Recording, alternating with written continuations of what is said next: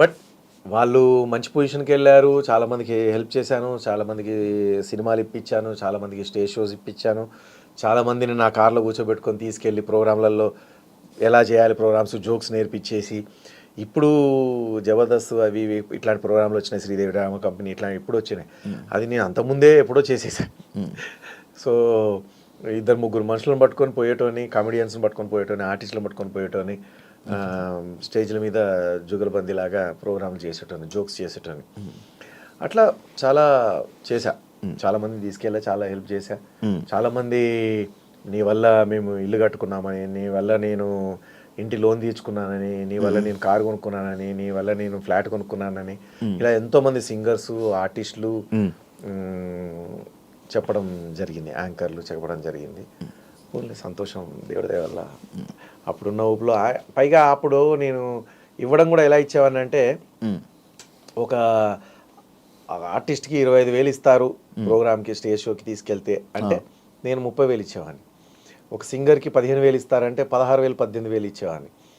So ఎందుకు బాగా డబ్బులు ఉన్నాయని కాదు, ఏంటంటే మనం మళ్ళీ పిలిచినప్పుడు వాళ్ళు మనకు ఇంపార్టెన్స్ ఇచ్చి చాలా బాగా, వాళ్ళు కూడా హ్యాపీగా చేశారు, ప్రోగ్రామ్ బాగా సక్సెస్ చేశారు, నా పేరు నిలబడింది, 2,000 ఎక్కువ ఇస్తే తప్పే ఉంది అనే టైప్లో వెళ్ళిపోయేవాడిని. అప్పుడు నేను మళ్ళీ బ్యాచులర్ని, నాకేమి డబ్బుతో పని లేదు. కానీ ఇట్లా ఉంటుంది సమాజం, డబ్బులు చాలా అవసరము, ల్యాండ్స్ కొనుక్కోవాలి, తర్వాత పెళ్ళి అయ్యేటప్పుడు పెళ్లి కూతురు వాళ్ళ నాన్న మీకేముంది అని అడుగుతాడు, ఇవన్నీ మనకు తెలియదు కదా.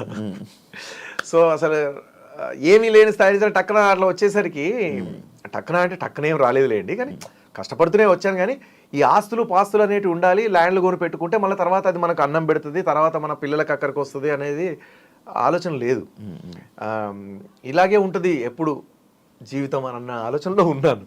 Sivareddy okay, number 1 mimicry artist, చలో సినిమాలు చలో అంటే నేను నాకు ఊపిరి, నా కాళ్ళు చేతులు ఆడినంత కాలం నేను సినిమాలో యాక్ట్ చేసుకుంటూ ఉంటాను, ఇలాగే ప్రోగ్రామ్ చేసుకుంటూ ఉంటాను అని అనుకున్నా.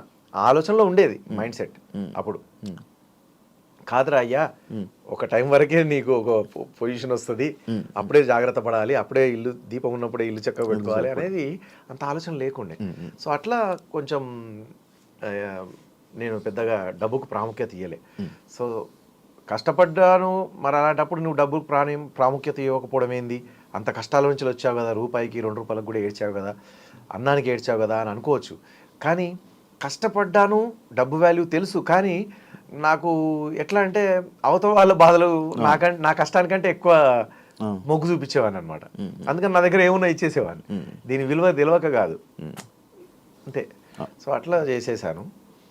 బట్ అన్న ఇప్పుడు నువ్వు నార్మల్గా వేరే డైరెక్టర్ల దగ్గరికి కానీ సినిమా అవకాశాల కోసం వెళ్తావా, అడుగుతావా? ఎందుకు వెళ్ళాలి, చాలాసార్లు వెళ్ళాను, వెళ్తూ ఉంటాను, ఫోన్లలో టచ్లో ఉంటాను. కొంతమంది నెక్స్ట్ ఇయర్ నెక్స్ట్ సినిమా అంటూ ఉంటారు, కొంతమంది రెస్పాండ్ అవ్వరు, మళ్ళీ వాళ్ళ సినిమా ఫెయిల్ అయిన తర్వాత వెంటనే రెస్పాండ్ అవుతుంటారు.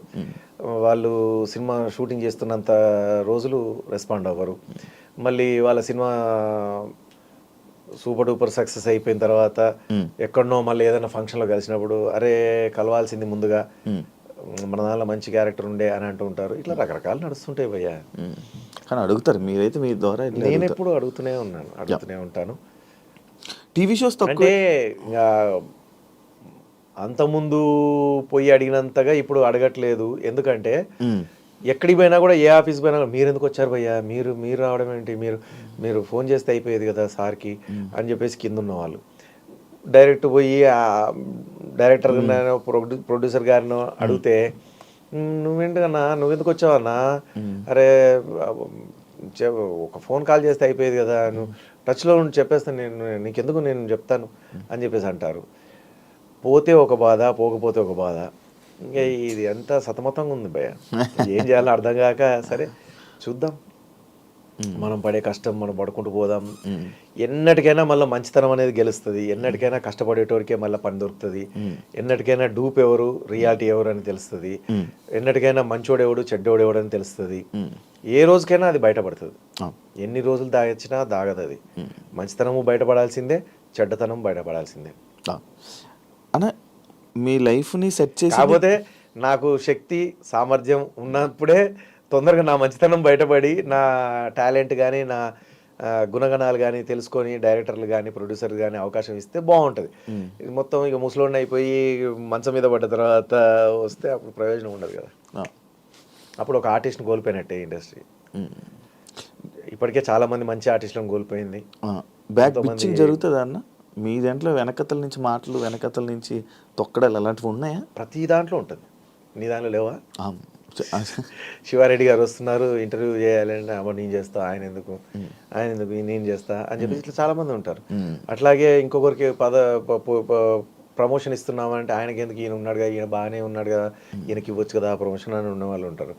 ఒక సినిమాలో ఒక క్యారెక్టర్ ఒకరికి ఇస్తున్నామనంటే ఎందుకులే నా పక్కన వీడు బాగుంటాడు వాడిని పెట్టు, వీడిని ఎందుకు వీడొద్దు వాడిని పెట్టు అని చెప్పేసి వాళ్ళకి లింక్ ఉన్న వాళ్ళకి పెట్టించుకుంటూ ఉంటారు. నేను జరుగుతూ ఉంటాయి. ఉంది చాలా ఉంది తెలుగు ఇండస్ట్రీలో. ఎందుకు తెలుగు ఇండస్ట్రీ అని ఏ ఇండస్ట్రీలోనే ఉంది, ఇంకా తెలుగు ఇండస్ట్రీలోనే ఎక్కువ ఉందని అనుకోవచ్చు. అవునా? నీకు అనుభవం ఏమైనా ఉందా? ఒకటి ఏమైనా? చాలా ఉన్నాయి. ఒక్కటేంది, చాలా ఉండబట్టే కదా నేను ఇంకా ఇక్కడే ఉన్నాను. లేదంటే మంచి పొజిషన్లో ఉండేను.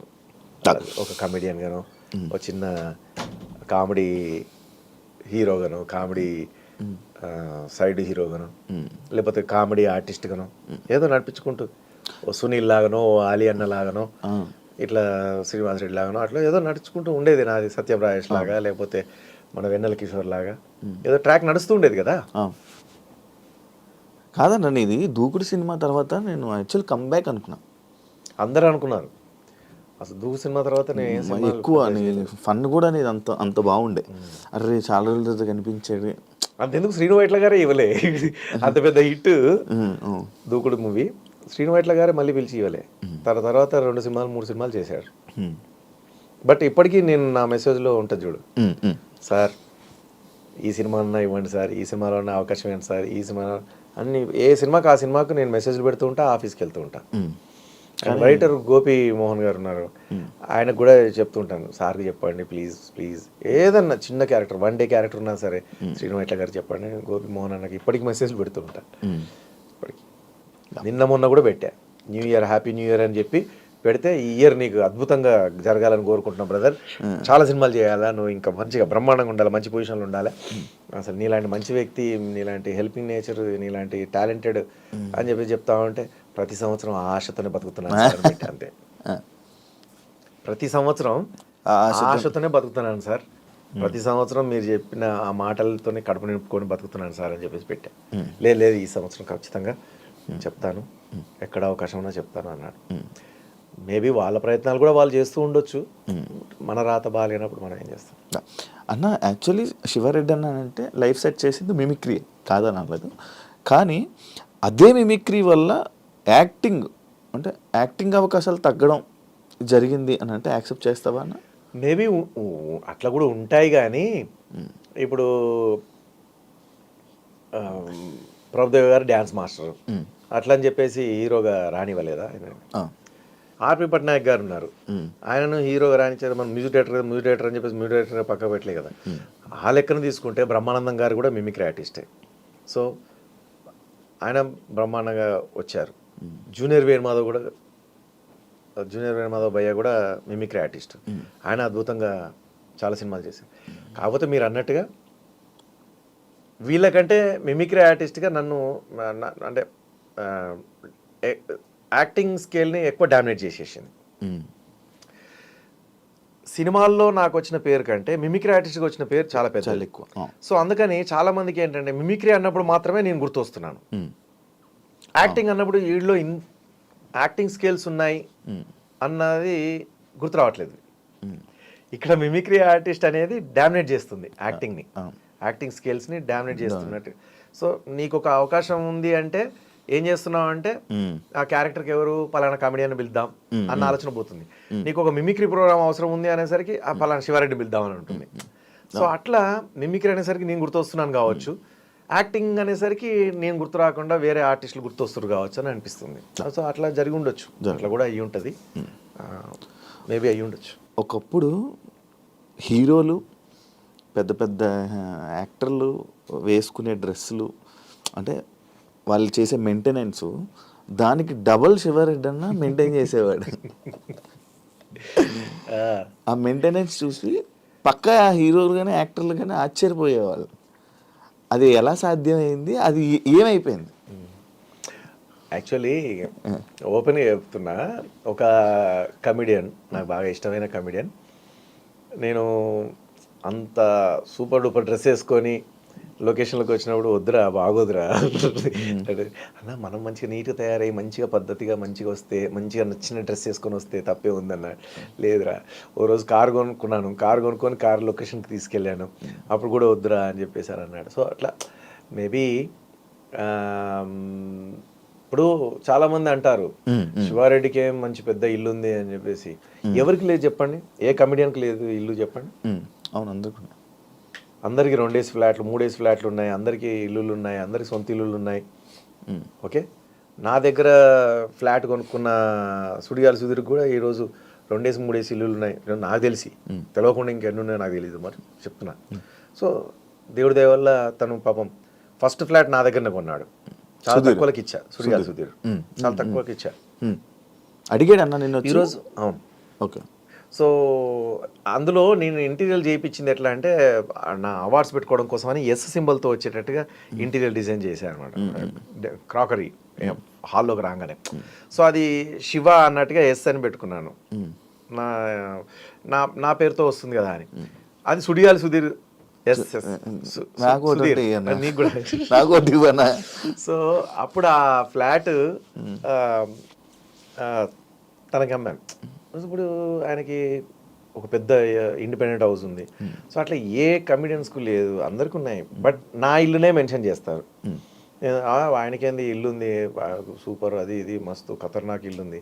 ఖతర్నాక్ ఇల్లు మామూలు ఇల్లు కాదు, అందరికి ఇల్లు ఉంది. ఎన్ని తినకుండా, ఎంత కడుపు కట్టుకొని, ఎంత ఏమీ కొనుక్కోకుండా, ఎందుకంటే దెబ్బలు తగిలినాగా. తగిలిన తర్వాత ఇంకా మళ్ళీ స్టార్టింగ్లో ఎట్లయితే అన్నానికి కష్టపడ్డానో అట్లా కడుపు కట్టుకొని రూపాయి కూడా పెట్టేసి ఆ ఇల్లు కొనుక్కున్నాను.